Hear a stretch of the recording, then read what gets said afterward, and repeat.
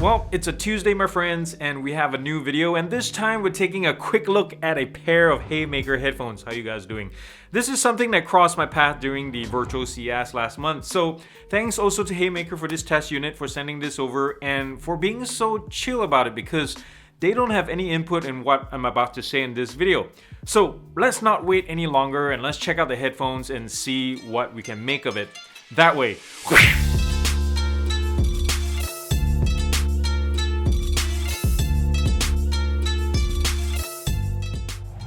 Okay, as always, let's talk specs first. So if you're interested, the HAYMAKER runs $330 and it comes with Bluetooth 5.0 with SBC, AAC, as well as aptX HD support. There's also active noise cancellation and pass-through modes on board here, but what you won't find is wear detection or multi-point, which is a shame.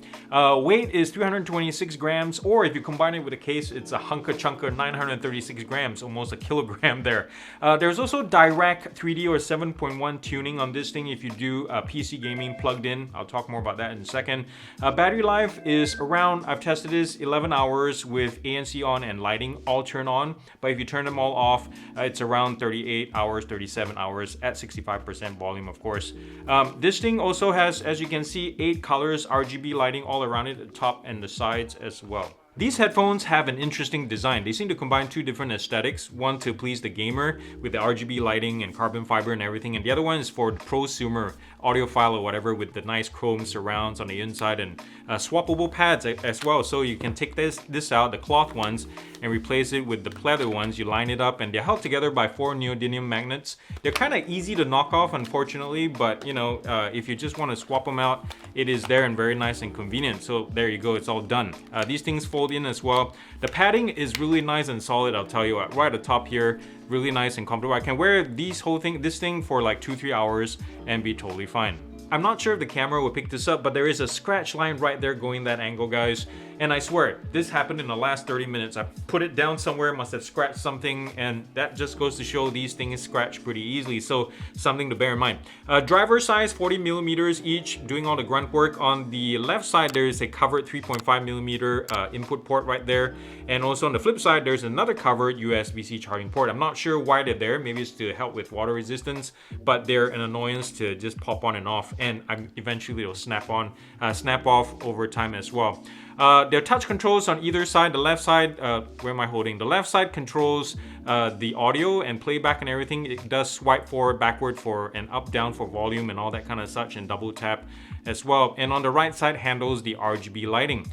And these controls are independent of the power status. So if these headphones are off or not playing any audio, you can still turn on the lights and change the colors and how they flash or whatever it is. So something to note there. Over here you can see also the power toggle switch. At the lowest setting is off, and in the middle is pass-through mode, and then at the top is active noise cancellation on. And that's it for the controls, really. You know what's happening right now? So I'm combining I'm not going to be doing a water resistance test, even though HAYMAKER says this is water resistant. But guess what? There's a blizzard going on right now, 35 to 50 miles an hour wind, and lots of snow. Look how covered my front deck is. But we're going to combine the snow resistance test and also the distance test, Bluetooth distance test, and sound quality at the same time. I'm going to try to find my steps and walk back up. I'm going to put the phone at the end of my deck here, and we'll see how things go.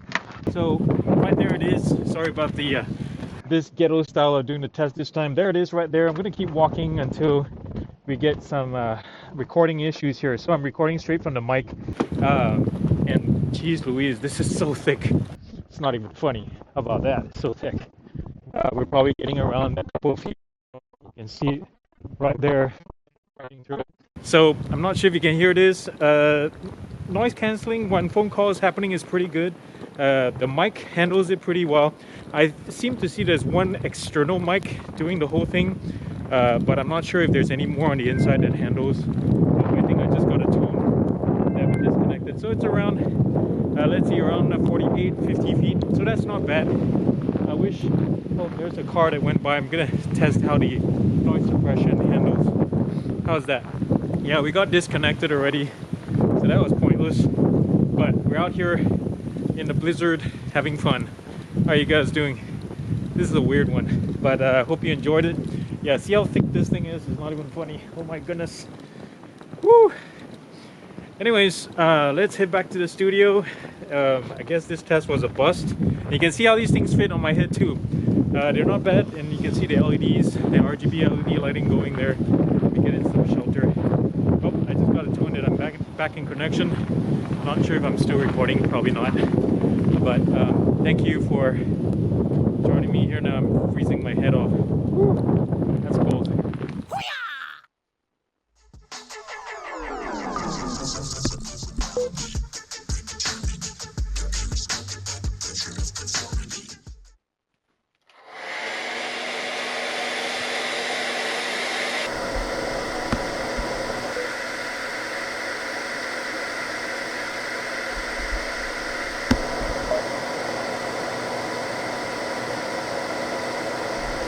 This Haymaker comes with pretty much everything you may need to make this, like, say, your all-in-one headphone for your home, including this case. It kind of looks like a super thick bicycle seat, doesn't it? Here's the space and cavity for your taint, by the way. Yes, and it's so voluminous you could potentially pack like a 5-course meal into this thing for your travels. Another plus is this thing is comfortable. The band is not too tight. It also doesn't feel like it will slide off super easily either, especially when you apply any kind of head torquing motion like this, which is good news considering the heft of these things. And so I'm glad that Haymaker figured out the whole weight balance clamping force thing that they do. Now, for the important bits, sound quality. It works great here, especially if you listen to a lot of vocals. It really shines there, and it has also good amplification. And the separation is more towards the center of the head for those of you who like that kind of thing. And the soundstage, I have to say something about this. It seems kind of lifted. It's somewhere right here above my head, right in this location.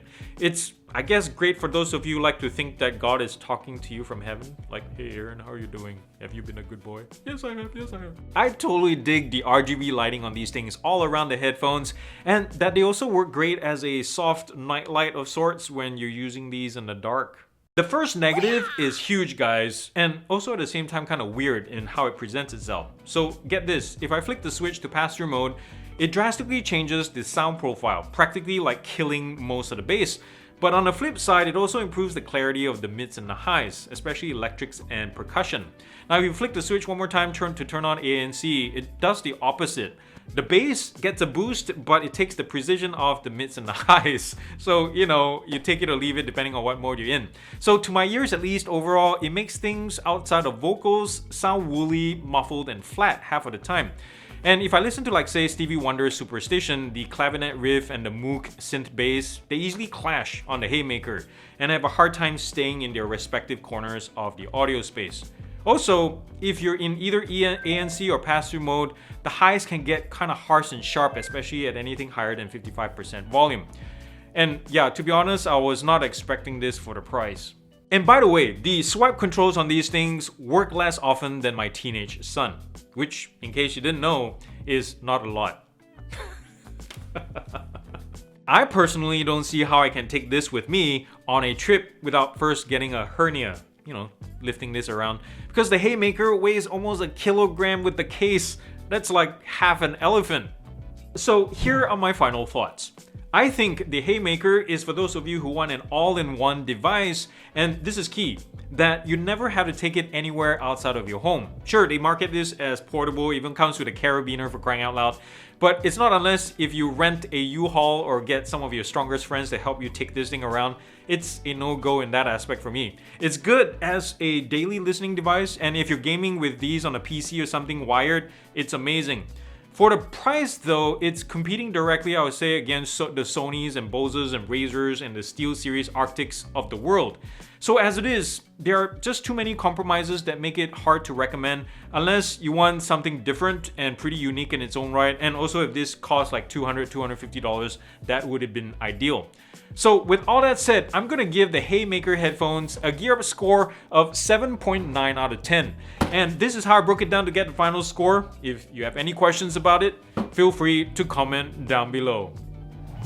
Well, there you have it. Thank you so much for watching this, guys. And also thank you, Haymaker, for sending me this unit. I hope my honesty wasn't too harsh and hurt your feelings too much, but this is really to help you improve for the future. Yes.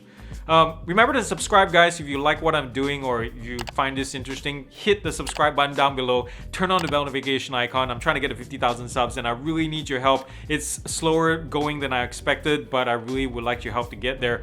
Also, connect with me on Twitter, and Twitter, LinkedIn, and Facebook, and all those kind of places. I'm also on Patreon, and you can be one of my Patreon supporters right here, like BBQ Jones and Super Yen, to help me bring you better stuff and newer stuff to review all the time.